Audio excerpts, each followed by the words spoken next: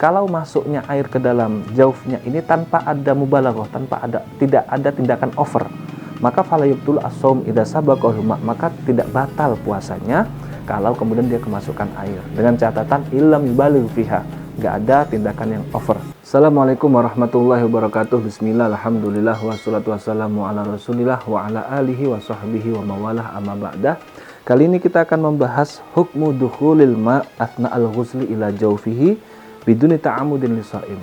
Yakni ketika ada orang berpuasa, dia mandi, di tengah-tengah itu kemudian masuklah air ke dalam jauf, ke dalam rongga perutnya tanpa ada unsur kesengajaan. Ini hukumnya kayak gimana? Maka fihi tafsil, ada beberapa perincian. Pertama, idza kana al-ghuslu ma'muran bihi masyru'an fardhon ka ghusli janabah.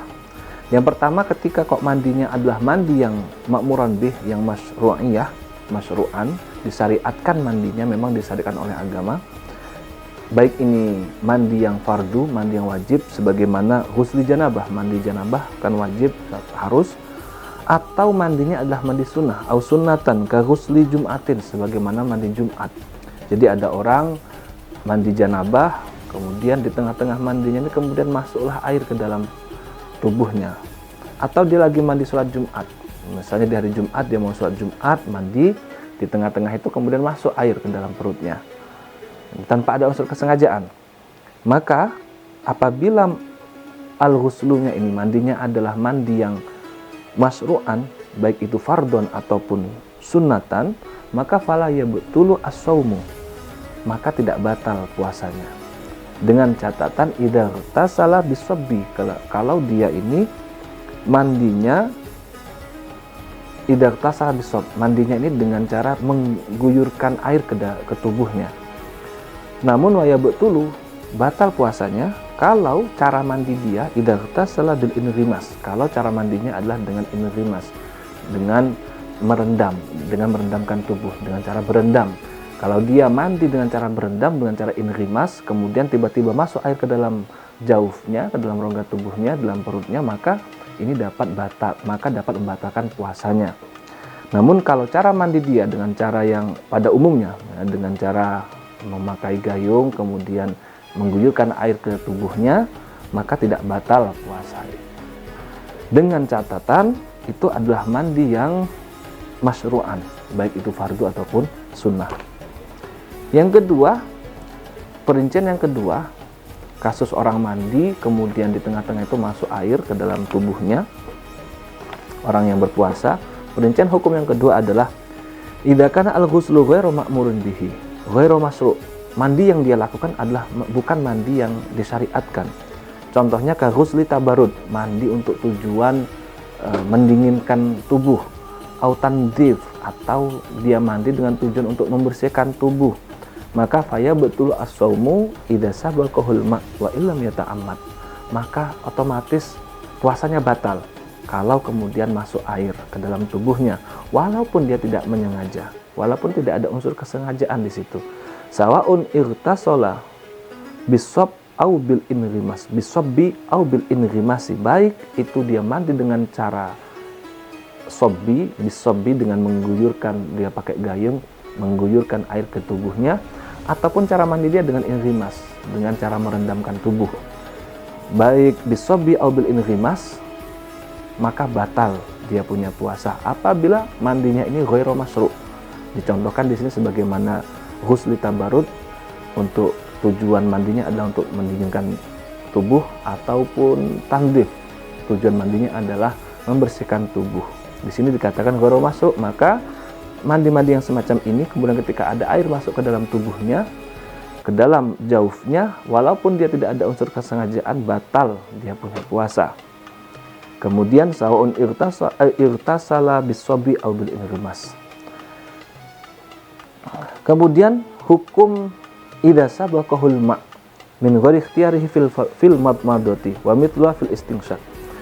Juga ada kasus apabila ada air masuk ke dalam rongga tubuhnya, ke dalam tubuhnya ini min ghairi ikhtiyarihi, tanpa ada ikhtiar, tanpa ada usaha dari dia, nggak tahu aja tiba-tiba masuk ketika dia berkumur ataupun menghirup air ke dalam hidung, yang kita kenal dengan istilah istinshaq, ketika madmadah berkumur-kumur, ataupun ketika istinshaq tiba-tiba masuk air ke dalam jaufnya, ke dalam rongga tubuhnya.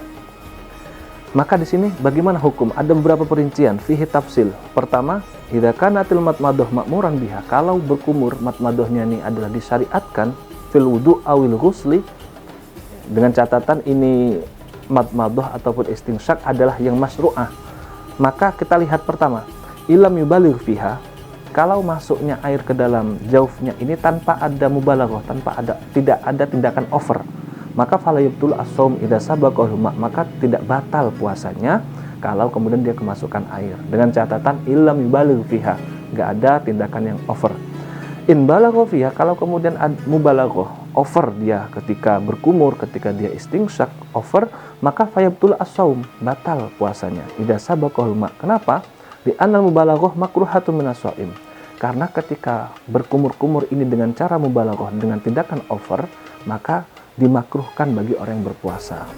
Tapi untuk madmadah dan istinsyaknya ketika berwudu yang memang disunahkan. Yang dilarang, yang tidak disunahkan artinya makruh, itu adalah mubalaghahnya. Yang kedua, wa idza kanatil madmadah ghairu ma'murin biha, itu dengan catatan yang pertama madmadah atau istinsyaknya adalah ma'muran biha, masyru'ah. Yang kedua, kalau ghairu ma'murin biha, ghairu masyru'ah, misal madmadahnya berkumur-kumurnya tidak disyariatkan, tidak dianjurkan oleh syariat.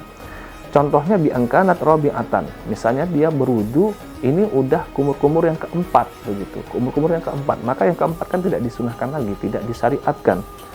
Dia berkumur-kumur, masuk air ke dalam perutnya. Au laisat fil wudu awil ghusli, atau berkumur-kumur tidak dalam kondisi mandi ataupun tidak dalam kondisi berwudu, artinya ini tidak disyariatkan, maka fa yabtulu biha as-shaum wa illam yubaligh, otomatis puasanya batal walaupun tidak ada tindakan over, tidak ada mubalaghah di situ. Dan yang terakhir adalah hukmul qublah.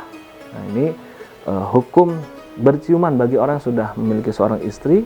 Kemudian tahrumu idza kana tuhariku syahwatahu, hukum seorang suami ketika berpuasa, dia memiliki seorang istri, dia mencium istrinya, hukumnya adalah tahrumu, diharamkan dengan catatan idza kana tuhariku syahwatahu. Kemudian kalau dia mencium istrinya ketika berpuasa, ini dapat menggerakkan syahwatnya. Di dalam kitab ini dijelaskan di bawah wa mahalul hurmah fi shaumil fardi. Nah, letak keharaman ini ketika puasanya adalah puasa fardu. Aman naflu fala hurmata fihi, dikatakan kalau kok puasanya sunnah ya fala hurmata fihi, enggak ada keharaman. Jadi yang kita bahas adalah puasa yang wajib. Wa amma idalam tuharik syahwatahu, kalau kemudian dia berciuman tadi, mencium istrinya, tentu yang kemudian tidak tergerak syahwatnya, maka fa khilaful aula, ya sebaiknya jangan dilakukan. Wala tubtilu, dan tidak batal illa idza anzala bisababiha, kecuali kemudian dengan kublah, dengan ciuman itu kemudian dia inzal, maka itu batal dia punya puasa. Mudah-mudahan bermanfaat. Assalamualaikum warahmatullahi wabarakatuh.